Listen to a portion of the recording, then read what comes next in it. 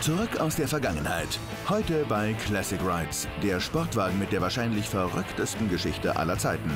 Der DeLorean DMC-12.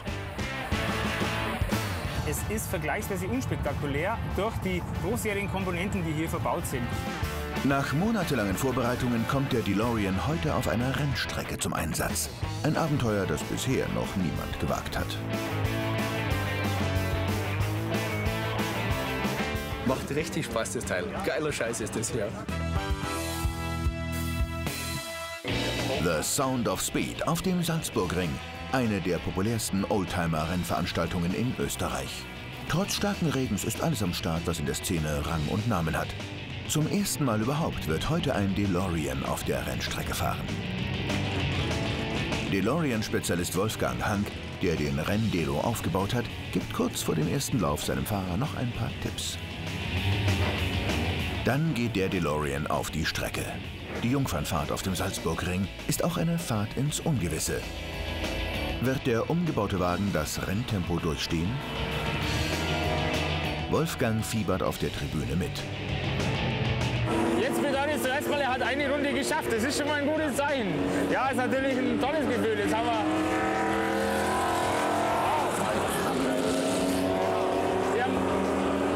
jetzt ein paar Jahre geplant und jetzt ein halbes Jahr intensiv dran gebaut.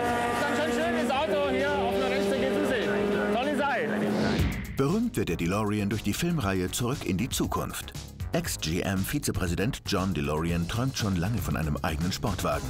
Er geht nach Irland, denn hier bekommt er 100 Millionen Pfund Unterstützung von der Regierung für den Aufbau seiner Firma. Auch Sammy Davis Jr. und Johnny Carson investieren. Durch die Automobilkrise 1980 steht die Firma kurz vor dem Aus. DeLorean versucht, die Produktion mit Drogengeldern weiter zu finanzieren. Nach 9000 produzierten Autos ist aber 1982 endgültig Schluss. Passend zur goldenen Kreditkarte lässt American Express noch 1981 2 DeLorean mit 24-karätigem Gold galvanisieren. Insgesamt gibt es heute 3 goldene DeLorean. Der Goldene, das war eine Idee von John DeLorean und American Express.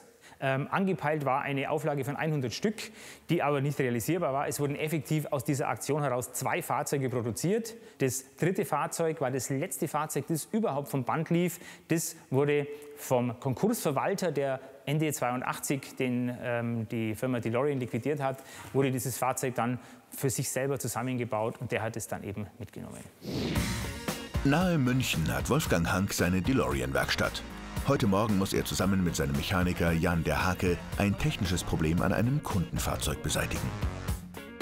Ja gut, Problem ist schon fast klassisch in der Früh. Kaltstartschwierigkeiten. Aha, okay. Hat jetzt seit ein paar Tagen. Und rein aus der Erfahrung ist es der Warmlaufregel, aber ich will natürlich sicher gehen. Und darum checken wir erstmal hier die Drücke, bevor wir jetzt da ein teures Teil einbauen, ob das denn tatsächlich so ist. Ich habe die Sollwerte. Das übliche halt. Ja, kennen wir ja. Kennen wir ja, richtig, je nach Temperatur.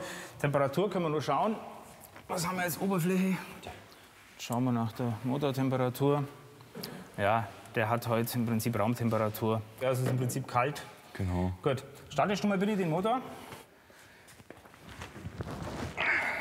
Das Problem ist, dass der Wagen kalt am Morgen schwer startet. Das heißt, du musst ewig orgeln, dann kommt er irgendwann, dann nimmt er das Gas nicht richtig an. Man muss ihn also ziemlich kitzeln. Das dauert so eine halbe Minute bis eine Minute und dann kann man erst vernünftig fahren mit dem Auto. Hat jetzt seit ein paar Tagen, ist halt störend, ist lästig. Ja, vor allem wenn es kälter wird, funktioniert das Ganze dann überhaupt nicht mehr. So Jan, lass mal laufen bitte. Alles klar.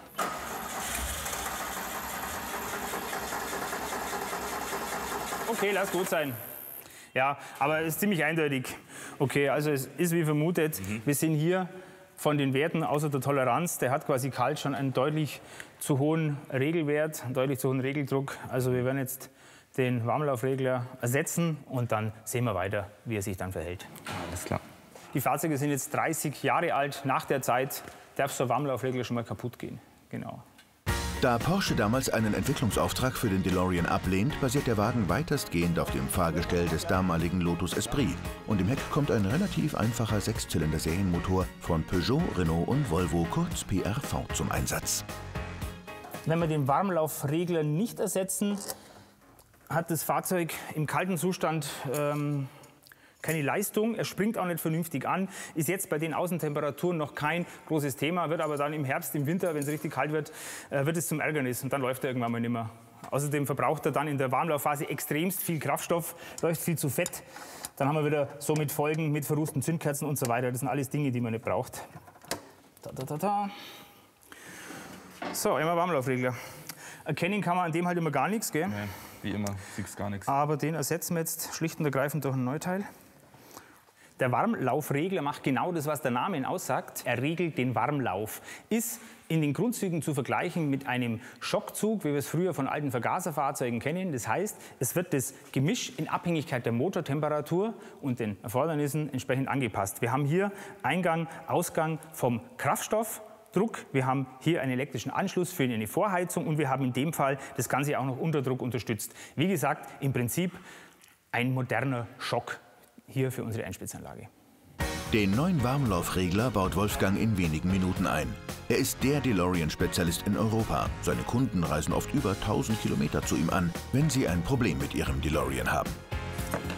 Wir haben hier ein Bosch-Einspritzsystem. Die Ersatzteilversorgung ist annähernd unkompliziert. Es gibt annähernd jedes Teil noch neu bzw. im Austausch zu kaufen. Bis auf den linken vorderen Kotflügel. Denn nach der Schließung der Fabrik wurden die Werkzeuge dafür verschrottet und zum Teil im Meer versenkt. So, Jan, es ist alles dran. Würdest du dann bitte noch mal starten?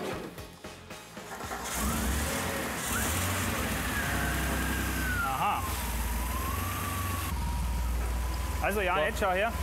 Jetzt haben wir den Zimmer genau zwischen 1,5 und 2. Das heißt, wir haben jetzt ein paar Grad mehr. Jetzt sind wir ganz knapp über 2 Bar. Also exakt da, wo wir hin sollen. Ja. Das ist der Bereich. Wunderbar. War unser alter Bekannter. Er läuft jetzt auch deutlich ruhiger im kalten Zustand. Okay. Ich denke, das war die Ursache von unserem Problem. Der Warmlaufregler ist eine typische Schwachstelle der Car-Jetronic-Einspritzung.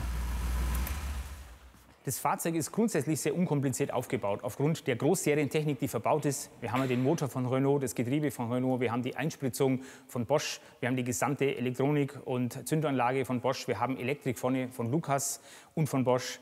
Es ist vergleichsweise unkompliziert aufgebaut. Nachdem der Warmlaufregler getauscht ist, will Wolfgang noch eine Probefahrt machen, um zu überprüfen, ob auch wirklich alles funktioniert. Vorher stellt der Delo-Experte das Fahrzeug aber noch ausführlich vor. Das Erste, was beim DeLorean ins Auge sticht, ist natürlich die Edelstahlkarosserie. Der Edelstahl ist gebürstet, ansonsten gänzlich unbehandelt. Es ist keine Lackierung oder sonst irgendwas erforderlich. Das Gesamtdesign von den Wagen stammt aus Italien, von Giugiaro, Italdesign. Der hat seinerzeit Ende der 70er dieses ganze Design kreiert. Das nächste Highlight am DeLorean sind natürlich die Flügeltüren. Die Flügeltür ist relativ schwer und groß gebaut, weil wir natürlich sehr viel Bauteile drin haben. Wir haben hier die Zentralverriegelung, wir haben den elektrischen Fensterheber. Ansonsten, wenn wir weiterschauen, wir haben also hier hinten das Triebwerk von Renault. Und zwar, das ist hier ein V6-Motor, der sogenannte PRV.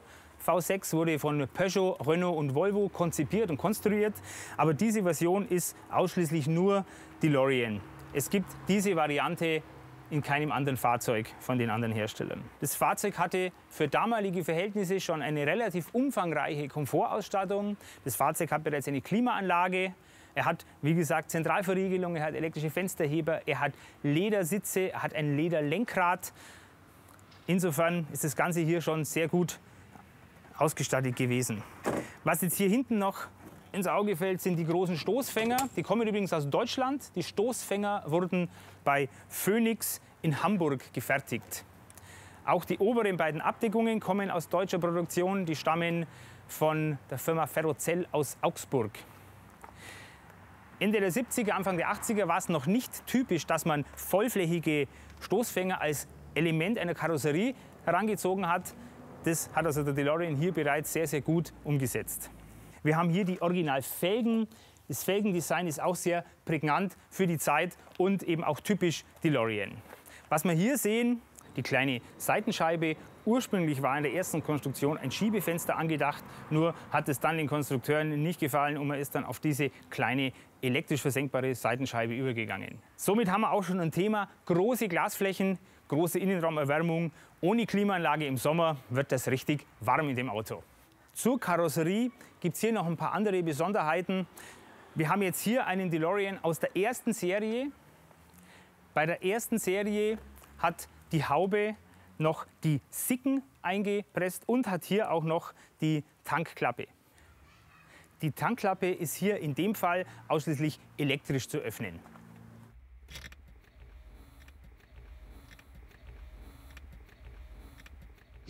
Der DMC-12 war ursprünglich als Mittelmotorsportwagen konzipiert. Doch durch den Einbau des großen, schweren V6 Renault-Motors musste der hintere Teil des Wagens zu einem reinen Heckmotorfahrzeug umgebaut werden.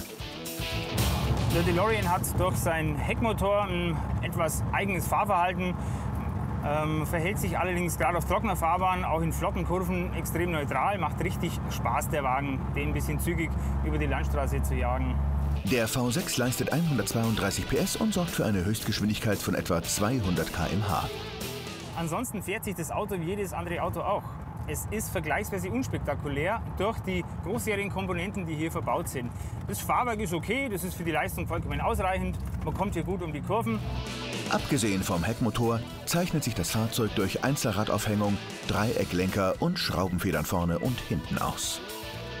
Das Fahren mit dem DeLorean ist auch nicht komplizierter wie mit jedem anderen Auto. Es sind natürlich grundsätzlich die Gesetzgebungen der Physik zu beachten und auf nasser Fahrbahn kann es auf der Hinterachse kritisch werden. Den DeLorean gibt es wahlweise mit einem 5-Gang-Schaltgetriebe oder einer 3-Gang-Automatik. Der nächste Morgen in der Werkstatt von Wolfgang Hank. Heute soll ein letzter Probelauf vor dem Start am Salzburgring mit dem Renn-DeLorean durchgeführt werden. Okay, wir checken jetzt noch geschwind die Kreuzgelenke. Wackelst du bitte mal geschwind am Lenkrad, am Rad? Kein Problem. Bisschen weniger. Okay, danke. Da geht es um das Spiel an den Kreuzgelenken. Denn die Lenksäule hat 2 Kreuzgelenke drin, die schlagen ganz gern aus. Danke. Wir sind aber hier nach wie vor einwandfrei. Aber wie gesagt, wir kontrollieren natürlich immer, ob alles fest ist, ob alles dran ist, ob sich irgendwas gelöst hat, ob wir irgendwo einen Auf- oder Überfahrschaden haben. Schaut aber jetzt ganz gut aus. So, wackelst du bitte drüben auch noch mal? Sofort.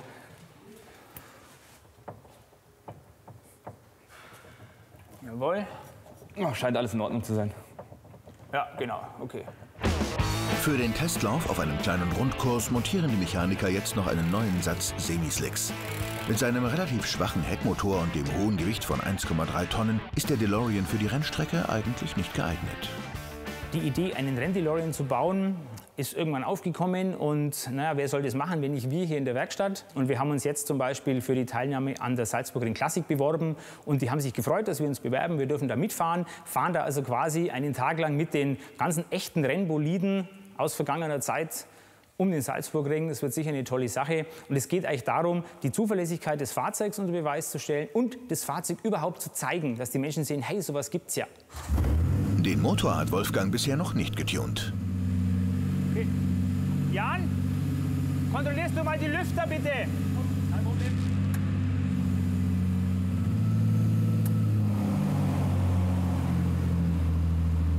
Okay. Und den Ölkühlerlüfter? Und den Öllüfter.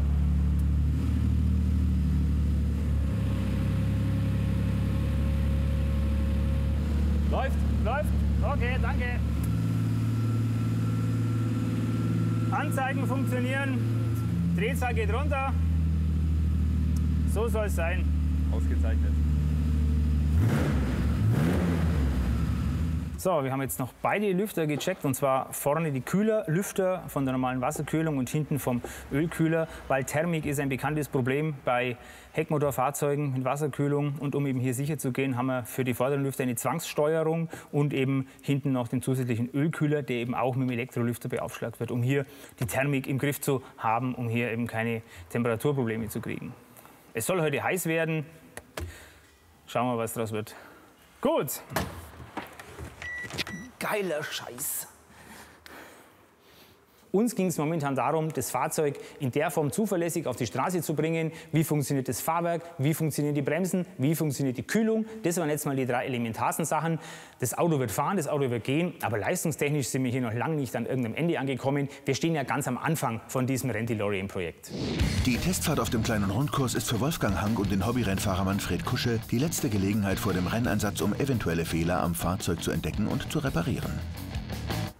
Okay, also ein paar Sachen haben wir ja geändert. Das Lenkrad ist jetzt größer. Du probierst halt aus, wie vom Handling ist. Wie ist die Übersicht zu den Armaturen? Handling ist bestimmt besser, Armaturen sind besser übersichtlich, da ist der Kranz jetzt nicht im Weg, das ist schon mal gut. Ja, das andere war halt extrem klein. Ja. Kühlsystem, die Lüfter haben wir gecheckt, das haut alles hin. Reifen haben wir jetzt die Semislick drauf, die wir dann am Wochenende erfahren wollen. Luftdruck momentan vorne 1,5, hinten 2,5. Das werden wir sicher noch anpassen. Ja, müssen wir anpassen, ist auch noch kalt. Ja. Richtig, also jetzt fahren wir mal ein paar Runden, die Reifen erstmal warm. Acht auf deine Temperaturen, auf deine Armaturen, alles weitere sehen wir dann. Okay, gute Fahrt, ich mach drüben zu. Okay, ciao. Die Beifahrertür kann der Pilot des DeLorean nicht von innen schließen, deshalb muss Wolfgang sie zuklappen. Martin fährt auf die Strecke und wärmt in den ersten Runden langsam Reifen und Motor an. Dann gibt er mehr Gas und tastet sich immer mehr an den Grenzbereich heran. Das Auto scheint zu halten. Pilot Martin darf jetzt keinen Fehler machen und den Renn-DeLorean in die Böschung werfen. Schließlich ist der Rennwagen ein Einzelstück. Nach 10 Runden kommt Martin zurück an die Box zu Wolfgang. Okay, und wie ist es? Ja, also ich denke, wir haben zu viel Luftdruck. Ich bin vorne, ich fahre wie auf Schlittschuh. Jawohl. Guck mal, was aktuell drin ist, weil wir sind mit 1,5 kalt los. Wir haben mit 1,5 angefangen, schauen wir, wie es jetzt warm ist. Ja. Wolfgang prüft, wie sich der Luftdruck durch die Erwärmung der Reifen verändert hat. Ja, jetzt sind es 1,7, das ist jetzt schon mehr worden. Ich würde runtergehen auf 1,4, ist das in Ordnung? Probieren wir 1,4, ja. Wolfgang lässt an beiden Vorderrädern Luft ab. Ja, Luftdruck ist im Prinzip einer der wichtigsten Faktoren, wenn es um Halt auf der Straße geht. Und wir haben mit 1,5 angefangen. Durch die Erwärmung der Reifen sind wir jetzt bei 1,7 bar. Aber das ist ihm vorne deutlich zu hart. Nachdem wir bei dem Fahrzeug der Motor hinten sitzt und somit das meiste Gewicht auf der Hinterachse, gilt es vorne den Luftdruck so anzupassen, dass man trotz des geringen Gewichts eine vernünftige Auflage hat und somit entsprechend die Straßenlage. Wie viel war hinten drin, heiß oder warm? 2,7. Ja, das waren ja. von 2,5 0,2 bar höher gegangen durch die Erwärmung. Ja, okay. Das sind natürlich so Sachen, wo andere Teams enorm viel Erfahrung haben und bei jedem Reifen und für jede Strecke den richtigen Luftdruck wissen. Wir stehen ja ganz am Anfang von unserem Rennspaß und somit sind wir halt noch in der Lernphase, in der Ausprobierphase. Okay, ich mach so, weiter geht's. Mit dem neu abgestimmten Reifendruck scheint der DeLorean gleich viel besser auf der Straße zu liegen. Martin kann jetzt um einiges schneller durch die Kurven fahren. Diesmal macht er einen längeren Stint, denn schließlich werden am Salzburgring auch nicht nur ein paar Runden gefahren, sondern jeder Turn geht über mindestens 30 Minuten. Immer hart am Limit muss der Renn-DeLorean jetzt seine Zuverlässigkeit beweisen.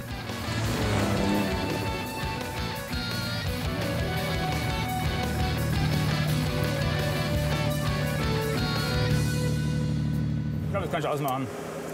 Ich denke, jetzt haben wir es für heute. Alles gut, Also, ja. raus aus der Kiste. Ja.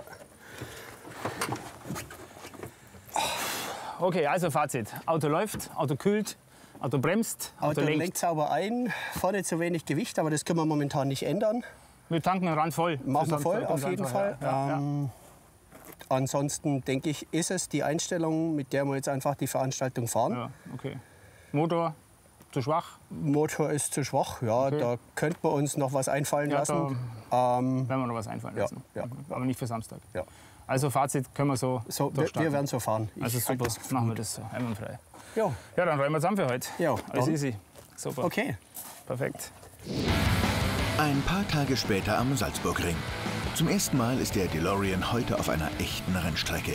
Hier bei der Sound of Speed Veranstaltung wird sich zeigen, ob sich die jahrelange Vorbereitung und das monatelange Arbeiten am Auto ausgezahlt haben. Von der Tribüne aus beobachtet Wolfgang den DeLorean. Unser Ziel hier heute am Salzburgring ist es, das Fahrzeug einmal richtig auf einer Rennstrecke zu bewegen, unter Volllast zu bewegen und auch im direkten Vergleich mit vergleichbaren Rennfahrzeugen zu bewegen und zu schauen, ob das Ganze eben so funktioniert, wie wir uns das vorgestellt haben. Wir hatten ja bis jetzt nicht die Gelegenheit, eine lange Gerade zu fahren. Das Auto fährt halt das erste Mal wirklich im 3., 4., 5. Gang. Auf unserer Teststrecke haben wir immer noch die Möglichkeit, eben erster, zweiter Gang zu fahren und darum wird es jetzt sicher sehr spannend für uns. Während viele Teilnehmer sich über das schlechte Wetter ärgern, fällt die schwache Motorleistung des DeLorean im Regen nicht so auf. Martin kann im wahrsten Sinne des Wortes mit dem Delo im Feld gut mitschwimmen. Den ersten Stint hat der DeLorean gut überstanden. Zeit für eine Bestandsaufnahme. Und wie ist es? War saugeil. Der geht wirklich gut. Aha. Er liegt gut. Ich dachte, Anbremsen-Aufnässe, Kurvenaufnässe, wird ein Tanz auf rohe Eier. Okay, gar nicht, oder? Nö. Also ich denke, dass hier jetzt die Geschichte Fahrwerk, also weil es doch ein bisschen weicher ist, dass das uns hier extrem zugute kommt. Also bei den Wetterverhältnissen kommt uns das wirklich zugute. Ja. Hätten wir trocken, dann wäre das ganz anders. Dann wäre das anders, ganz klar. Aber wir haben vom Fahrwerk jetzt das Richtige für hier. Wir haben die Semislicks drauf. Die Profilierung, die hilft uns wirklich. Das Einzige, das mir aufgefallen ist, wir haben kein Tacho, aber wir brauchen... Wir haben kein Tacho, das wird überschätzt. Ja. Wir haben kein Tacho. Wir haben Drehzahlmesser, das ist ausschlaggebend. Es war viel besser, als ich dachte. Ja. Ich dachte, es ist schlecht zum Anbremsen mit dem Ding, weil die Gewichtsverteilung so ungünstig ist. Ich dachte, es ist schlecht in der Nocksteinkehre. Ich dachte, es ist schlecht im, was weiß ich. Überhaupt nicht. Das Ding ist richtig klasse. Ja. Und wir schwimmen nicht nur irgendwie mit, sondern wir sind richtig gut dabei. Das ist eigentlich das, was am meisten Spaß macht. Ja. Wir dachten immer, wir fahren hier um die goldene Zitrone, aber ist gar nicht so. Macht richtig Spaß, das Teil. Geiler Scheiß ist das hier. Trotz aller Euphorie, für den nächsten Lauf muss Wolfgang noch einen Routinecheck machen, um eventuellen technischen Defekten vorzubeugen. Ja, jetzt schauen wir mal, ob alles dicht ist, ob alles fest ist, ob irgendwo was austritt. Öl, Wasser, Kraftstoff. Sieht aber sehr gut aus. Man riecht nichts. Das Frostschutzmittel riecht man immer sehr schnell und Kraftstoff riecht man sowieso. Werde ich jetzt einfach noch einen Ölstand kontrollieren.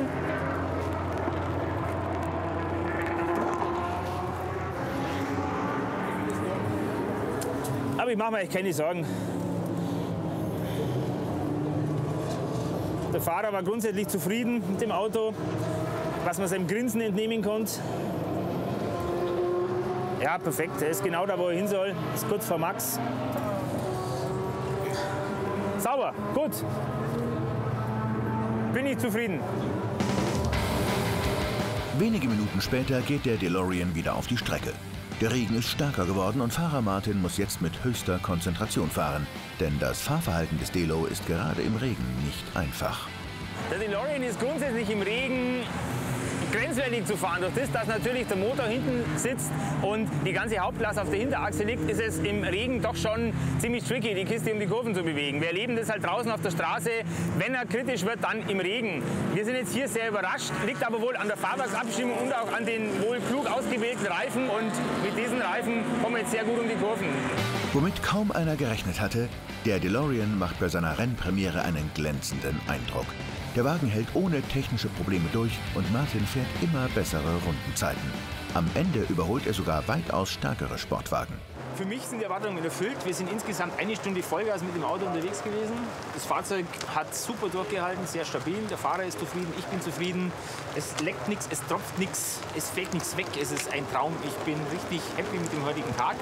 Das Wetter, kann man jetzt darüber sagen, was man will. Ist ein irisches Auto, ist ein irisches Wetter. Möchte ich mich nicht beschweren. Für uns war es heute optimal. Das Fahrwerk, die Bereifung hat zum Wetter gepasst. Es lief richtig, richtig gut. Fürs erste Mal. Wir sind sehr zufrieden. Ja, also ich bin heiß, mit dem Auto jetzt ein paar weitere Veranstaltungen zu fahren. Es gibt sicherlich einiges zu tun an dem Fahrzeug noch, speziell wenn dann die Strecke trocken ist.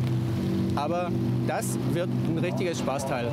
Der große Traum von Wolfgang und Martin, mit dem DeLorean beim Oldtimer-Rennen im Rahmen des 24-Stunden-Rennens am Nürburgring zu starten. Irgendwann in der Zukunft.